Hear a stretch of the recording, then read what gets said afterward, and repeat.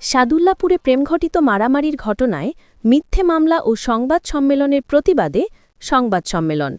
সাদুল্লাপুর প্রতিনিধি মাহমুদুন নাবি রানোর তথ্যচিত্রে দেখুন বিস্তারিত।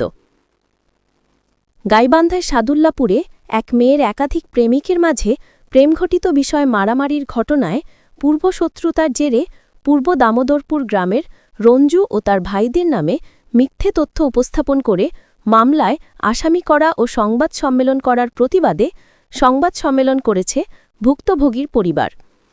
সোমবার ১০ নভেম্বর সকালে গাইবান্ধায় সাদুল্লাপুর উপজেলার দামোদরপুর ইউনিয়নের পূর্ব দামোদরপুর গ্রামের ভুক্তভোগী মন্টু মিয়ার বাড়িতে এই সংবাদ সম্মেলন অনুষ্ঠিত হয়। সংবাদ সম্মেলনে ভুক্তভোগীরা বলেন, গত ২৪ অক্টোবর ২০২৫ জিতুর বোনের একাধিক প্রেমিকের মাঝে প্রেমঘটিত বিষয়কে কেন্দ্র করে নিয়ামতনগর বাজারে পূর্ব দামোদরপুর গ্রামের মৃত ছকু মিয়ার ছেলে অর্থাৎ প্রেমিককে মারধরের ঘটনা ঘটে। এক মেয়ের একাধিক প্রেমিকের দ্বন্দ্বকে পূর্বশত্রুতার জের ধরে উদ্দেশ্যপ্রণোদিতভাবে ভিন্ন খাতে প্রবাহিত করার লক্ষ্যে উপজেলার দামোদরপুর ইউনিয়নের পূর্ব দামোদরপুর গ্রামের মৃত কফিল উদ্দিনের ছেলে আঙুর মিয়া, রাখু মিয়া, মঞ্জু মিয়া, সঞ্জু মিয়া, রঞ্জু মিয়া, মন্টু মিয়া এবং মৃত ওসমান আলীর ছেলে আবুল কাশেম সহ ১০ জনের বিরুদ্ধে মামলা দায়ের করা হয়। এই মামলায় ১ থেকে ৭ নং আসামিদের ওই মারামারির ঘটনার সাথে দূরতম কোনো সম্পর্ক না থাকলেও হয়রানির উদ্দেশ্যে অহেতুক ফাঁসিয়ে হীন উদ্দেশ্য চরিতার্থ করার চেষ্টা করছেন বলে অভিযোগ করেন ভুক্তভোগীরা। এ বিষয়ে স্থানীয় প্রত্যক্ষদর্শীরা বলেন, ঘটনাস্থলে মামলার ১ থেকে ৭ নং আসামির কাউকে দেখা যায়নি। এতে স্পষ্ট মামলাটি সম্পূর্ণ সাজানো, মিথ্যা ও উদ্দেশ্যপ্রণোদিত। কিছুদিন আগে ইউনিয়ন বিএনপি নেতা কর্তৃক ২ যুবককে অর্থাৎ জিতু ও মোজাম্মেলকে হত্যাচেষ্টার অভিযোগ শীর্ষক মিথ্যা, বানোয়াট ও ভিত্তিহীন তথ্যের ভিত্তিতে প্রকাশিত সংবাদ ও সংবাদ সম্মেলনের তীব্র নিন্দা ও প্রতিবাদ জানান ভুক্তভোগী রঞ্জু মিয়া। সেই সাথে ঘটনার সঠিক তদন্ত সাপেক্ষে প্রয়োজনীয় পদক্ষেপ গ্রহণের জন্য প্রশাসনের প্রতি অনুরোধ জানান।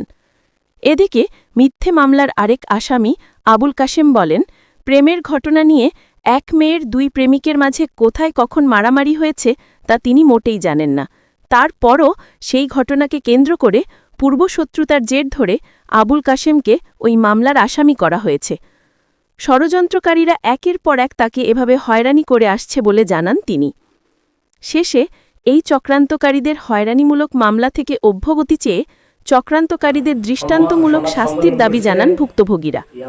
মোজাম্মেল এবং জিতু সাংবাদিক সম্মেলন করছে, তা আমরা তার প্রতিবাদ জানাতেছি বা প্রতিবাদ জ্ঞাপন করতেছি। আমার পক্ষ থেকে আমার ভাইস্তে রিপন পাঠ করবে। জিতু ও মোজাম্মেল কর্তৃক প্রতিনিয়ত মিথ্যা মামলায় জড়ানো দলীয় ভাবমূর্তি ক্ষুণ্ণ সামাজিকভাবে হেয় প্রতিপন্ন করে রঞ্জু ও তার ভাইদের নামে মিথ্যা তথ্য উপস্থাপন করে সংবাদ সম্মেলন করার প্রতিবাদে সংবাদ সম্মেলন।